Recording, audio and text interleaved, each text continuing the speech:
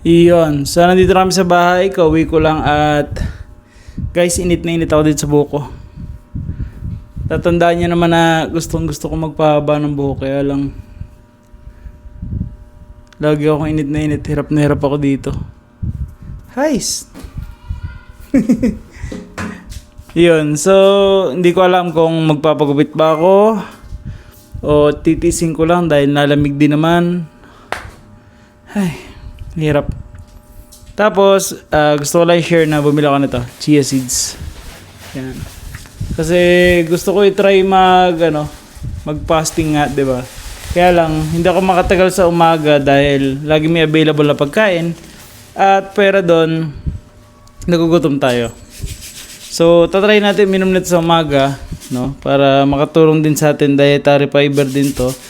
Then, pwera sa nakakatulong siya sa atin para sa pagda-diet. Makakatulong din siya para hindi tayo magutom. Tapos, inom tayo mas maraming tubig. Mag-search tayo tungkol doon sa ano ba yun? OMAD. Gusto ko kasing gawin yun, kaya lang ang problema ko, nagtatrabaho ako bilang store staff o tindero sa tindahan, gano'n. Bale, nagkakaha ako, naghahatid ng customer, nagbubuhat ng mga bigas, kaya medyo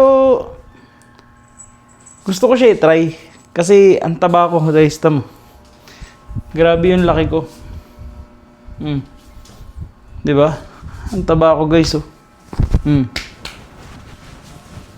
Gusto ko sanang mabawasan yan kasi hindi ako ganun katangkaran. Ngayon, gusto ko naman medyo may iba naman yung pakiramdam. Kasi nung college, maikwento ko lang, nung college, hindi ako ganito kataba. Gumamit ako ng Hokkaido pills, yung diet pills. Hindi ako nakakaramdam ng gutom. Kumakain ako pero konti-konti lang. Sobrang konti lang talaga. Kaya lang grabe ako pumawis noon. Ngayon, grabe din ako pumawis pero ang pagkakaiba, ang taba ko. Para bang hindi natutunaw yung taba ko. Pinapawisan na ako, inom ng tubig, papawisan ulit.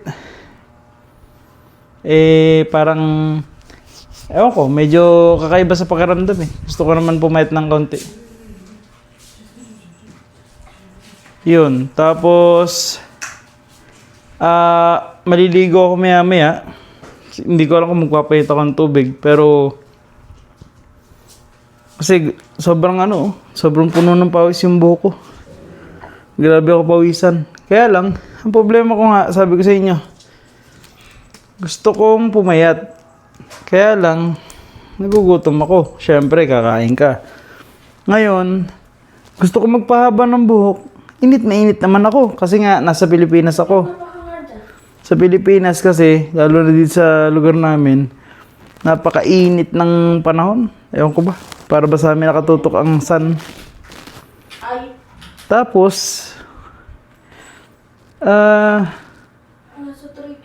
pero gusto kong magpahaba ng buhok. Kasi nasa na to eh. Nasa 7 months na ako eh. So ayoko naman putulin siya basta. Kung sakali naman puputulin ko to, gusto ko naman kalbo. Kaya lang ayaw naman ni Mrs. ng kalbo. Asa 3 kilos. Nasa 3 kilos na yung pusa namin. Very good ba yun? Hindi. Medyo mababa pa rin. Yan, yung Mrs. ko, nagtitimbang siya ng mga pusa. Mahilig kami sa pets. Yan, may pusa kaming puti, yun. Pala, 2 kilos lang pala. Yun. Yung pusa na puti, na pinakamalaki yan, si Penny. Yung itim, ito naman si Nami. Yung kulay orange, si Nugget. Nami! Shh. Nami! Uy! Shh. Dito. Shh. Okay. Hindi pa siya matawag. Huli ka! Excited si Peli. Huli! Ito yung isa sa mga pinakamalambing kong pusa. Kaya lang, lagi siyang palayo. Yun, yung pusa namin isa. Excited uminom ng vitamins. Vitamins ba yan? Pampurga? Pampurga pala. So, ayun. Nasa 5 minutes na naman ito pinag-uusapan natin at siguro i-search ko yung tungkol dito sa chia seeds kung anong natutulong niya at kung paano gamitin. Tapos siguro within 7 days, update ko kayo sa timbang ko. Magtitimbang ako mamaya. At check natin kung may tutulong pa sa akin to ngayong 1 linggo. Ganun. Tapos, nag-shave ako ng beard, no? At gusto ko na ulit siyang patubuin. Hindi ako mukhang hindi ako komportable. Para bang hubad na hubad yung mukha ko. Walang dating-dating.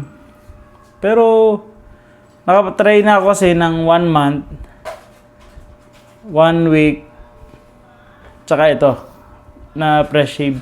Siguro subukan ko ng mas matagal pa sa 1 month kasi mas bagay sa akin pag may balbas. Kaya lang, init na init talaga ako.